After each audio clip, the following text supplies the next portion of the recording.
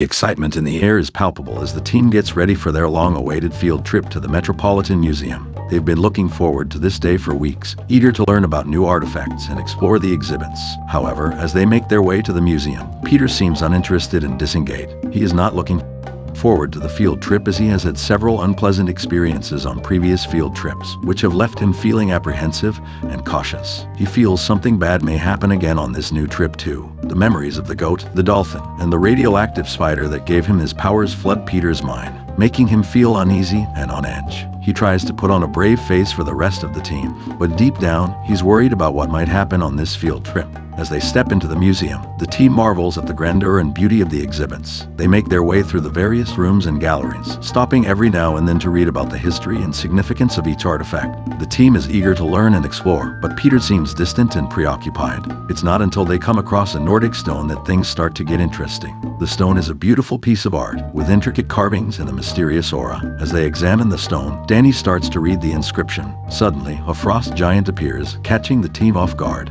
The team is caught in a moment of shock, unsure of what to do next. Peter springs into action, trying to take charge of the situation, but his lack of enthusiasm and reluctance to participate is evident. The team tries to work together to fight the giant, but their lack of experience and teamwork makes the battle more difficult than they expect. The frost giant beats them all, and gives them no breathing space to think of what to do to save themselves. Spider-Man webs his face momentarily, causing him not to see what is going on or be able to beat the heroes again. The team barely caught their breath after the harrowing encounter with the frost giant when they hear a thunderous crash. They look up to see a figure descending from the sky, surrounded by crackling lightning bolts. It's none other than Thor, the god of thunder, who come to save them from certain doom. With a mighty swing of his hammer, Mjolnir, Thor freezes the giant in place. However, the team soon realizes that the frost giant is too powerful to be held for long. The giant breaks free, and Thor and the giant engage in a fierce battle. The sound of their clashing weapons echoes through the museum halls as they fight tooth and nail. The battle rages on, with both Thor and the giant giving it their all. The team watches on in awe, feeling both exhilarated and terrified by the intensity of the fight. However, it's clear that Thor is the more skilled combatant. With a final blow from his hammer,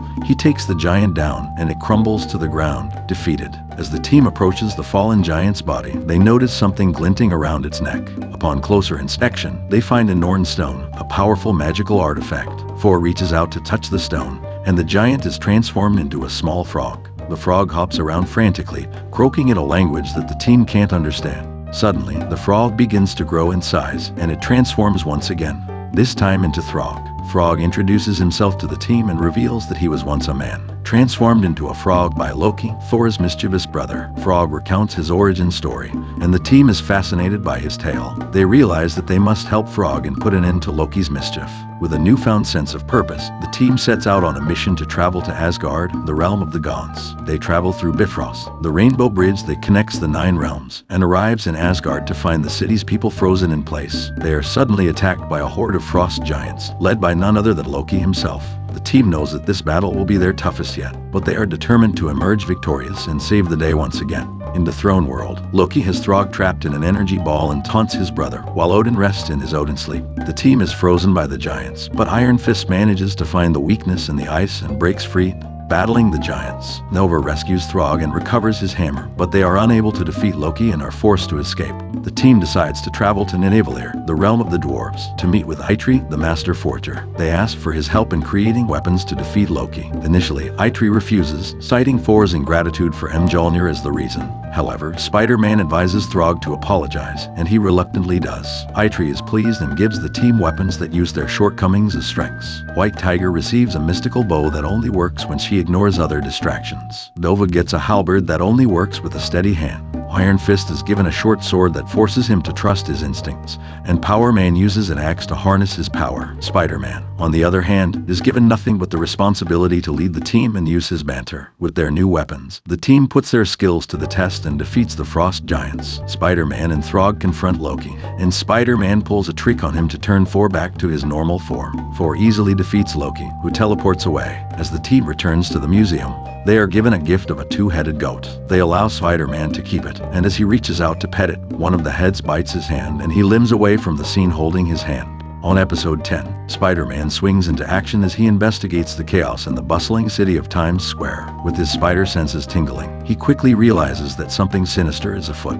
As he weaves through the throngs of people, he spots the source of the commotion, the notorious Miss Marrow, a powerful mutant who has the ability to control people's minds. With a flick of his wrist, Miss Marrow commands his army of mindless followers to rob a nearby bank. But Spider-Man is not about to let this criminal mastermind get away with his scheme. However, he soon realizes that the situation is much more complicated than he first thought. Enter Wolverine, the fierce mutant with unbreakable claws and a fierce temper. Without warning, Wolverine lashes out at Spider-Man, blaming him for the attack and causing the crowd to turn against the hero. Spider-Man and Wolverine engage in a heated battle, with sparks flying as they trade blows. But as the fight continues, some of the people under Miss Marrow's control begin to snap out of it. Together, they manage to find and confront Miss Marrow, with Spider-Man webbing him up and Wolverine threatening him with his claws. Just then, Nick Fury and his team of agents arrive on the scene, taking control of the situation and taking Miss Marrow into custody. But the battle is far from over. Wolverine and Spider-Man continue to argue over the best way to handle the situation, and it seems like a full-blown fight may break out at any moment. However, Fury puts an end to the argument, reminding the two heroes that they must work together to stop the true enemy, Miss Marrow and his mind control powers. Despite their differences, they agree to team up and put an end to Miss Marrow's reign of terror. But as Miss Marrow is taken away, he is seen using his powers once again, hinting that this is far from the end of the battle for Ultimate Spider-Man and his allies. With a determined look in his eye, Spider-Man prepares for what is to come, knowing that he must stay vigilant to protect the city from any and all threats. At Midtown High School, Peter Parker's day takes a strange turn. He starts to act erratically, and even his friends on the Ultimate Spider-Man team notice something is off. Flash Thompson tries to steal Peter's lunch, but Agent Coulson quickly steps in to stop him. In English class, Peter falls asleep while his teacher drones on and on about a boring and complicated passage.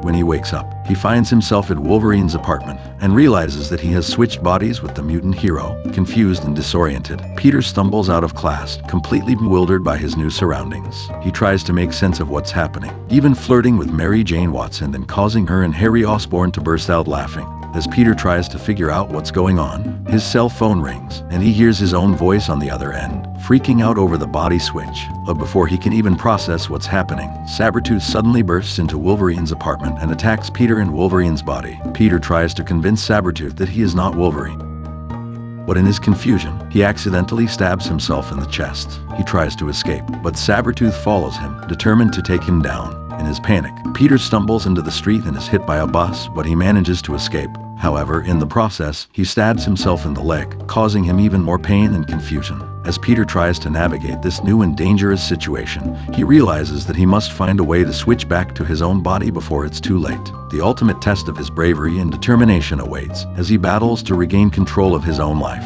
The Ultimate Spider-Man team confronts Wolverine in Peter's body, but they are taken aback by his calm demeanor, especially when he meets Mary Jane. As he searches for his spider suit, he is confronted by Flash Thompson.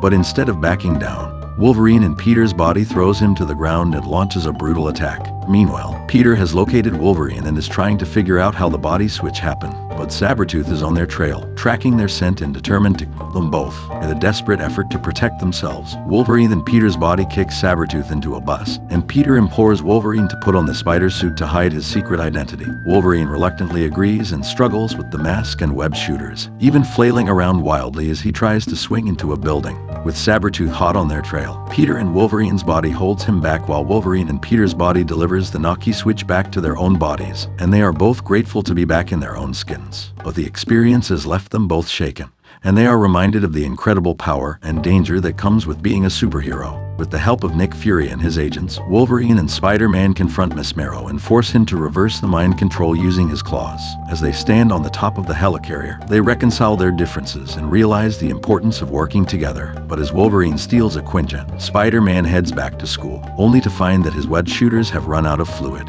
With no way to swing back to safety, he plummets to the street below and falls flat. He falls through the height and lands on the bare floor, shouting,